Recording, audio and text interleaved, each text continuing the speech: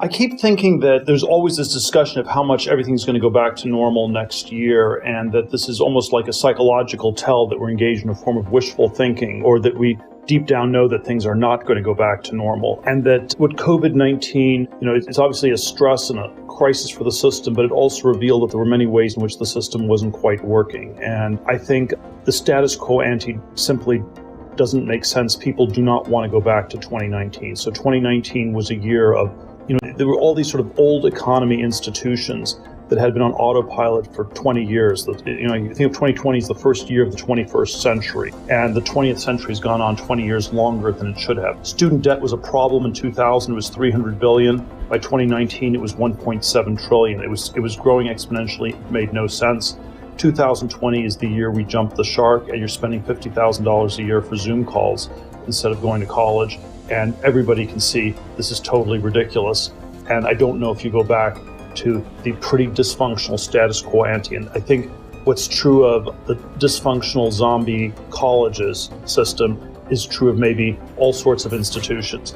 Since the mid-1990s, people had talked about telecommuting as sort of, the next big innovation in transportation. And, maybe what railroads were for the 19th century and highways were for the 20th, telecommuting could be for the 21st. And for whatever reason, it didn't quite work, and maybe the technology wasn't quite there. Maybe it was just some sort of collective action problem where we didn't have the will to do it. But in 2020, we've gone into the 21st century. Perhaps we should have done it 20 years ago, but we've done it. And I think these super dysfunctional megacities like New York and San Francisco are not simply going to come back. They're going to have to actually solve their problems, and they can't just count on 20th century network effects to bail them out, because in the 21st century, the network effects will not be driven as much by physical geography, but can be more virtual. And there's a sort of radical reconfiguration of what that a city will mean in the years ahead.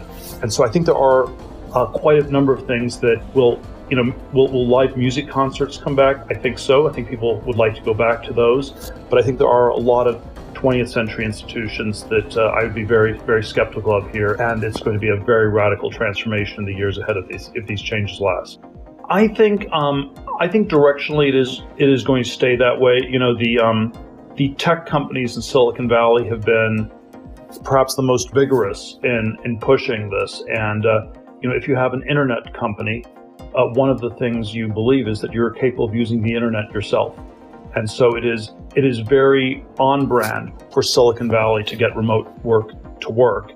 And if you had a tech company that says we can't use the internet and remote work doesn't actually work for us, that actually at this point sounds like the wrong thing. So I think they may not completely shift, but I think the big tech companies are going to make a pretty big shift. It will be pretty long lasting. Their employees have signed 1-year leases, all over the country to live elsewhere. And I think it will just get rolled over from here. And then we can debate how much of the rest of the economy this will be true of. But if you sort of think of Silicon Valley tech as being, where the future is going, that's probably going to last. It's hard to say what's going to happen with assets. It seems to me we have this, super weird experiment going on with interest rates, where the interest rates keep going lower and lower, and is that going to be sustainable or not? If they can keep the interest rates as low as they are, maybe a lot of asset prices can be stabilized.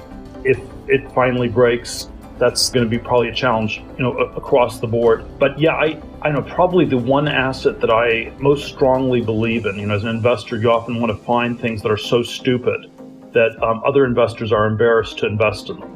And so, for example, the FANG stocks were an instance of a stupid asset. That was the really big tech stocks. It was just Jim Cramer came up with the FANG acronym on Mad Money in 2014. If you just followed his advice, you would have made 8 times your money in the last 6 years. You would have done better than any venture capitalist. It was too stupid in a way. And so my candidate for the investment that is so big and so stupid that professional money managers are embarrassed to do it because it suggests they're not doing enough work is to just buy Bitcoin.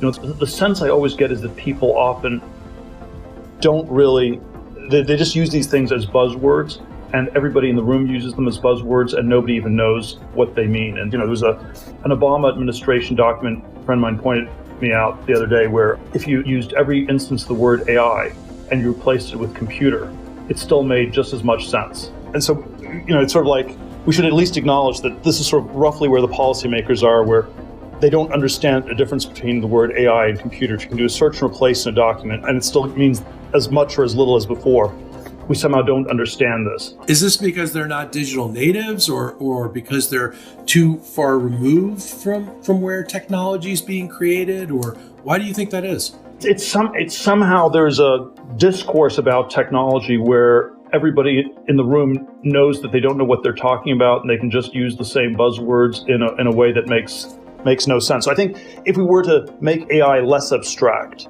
is it the next generation of computing? Is it the last generation of computing? Is it superhuman intelligence? Is it just sort of big data, machine learning applied in certain kinds of narrow context? So I think you have to always sort of concretize it very, very specifically. I would say certainly one dimension of it that seems to me to be quite important to policymakers is should we be thinking of this as a weapon, that it's going to be used in conjunction with cyber, in conjunction with other weapon systems, and that this is sort of what is really at stake in the AI race between the US and China. And even framing it that way pushes you into very uncomfortable space for Silicon Valley. So I think we have to just avoid hiding behind the abstractions, or it's like the Huawei 5G thing is again it's a discussion about very particular things about 5G. How does it roll out? Do we need it? What are the actual alternatives? And hiding behind just the 5G buzzword just obfuscates way more than it eliminates.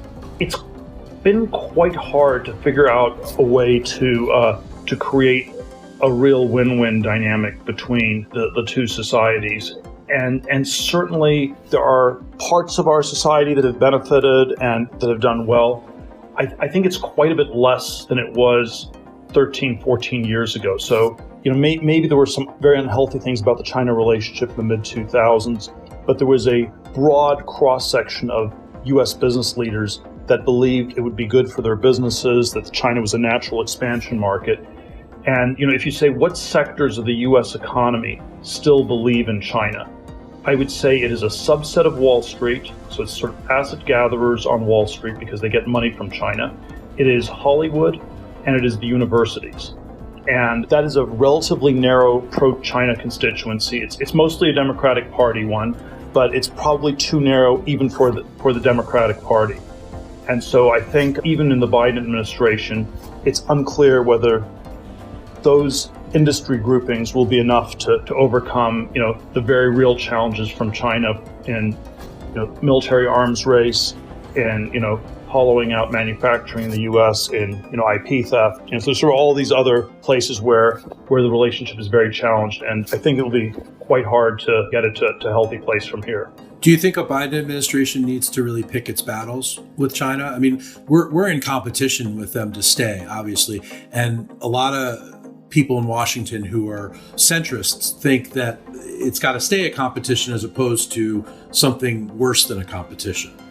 My sense is probably the technology part of it is an important part where we have to stay competitive, and that involves questions about semiconductors to 5G to AI, and I worry that that's an area that DC is generally uncomfortable about discussing, and that people would prefer talking about having an open playing field for trade in soybeans or something like that. I'd like there to be more focus on these hard tech and IP questions, even though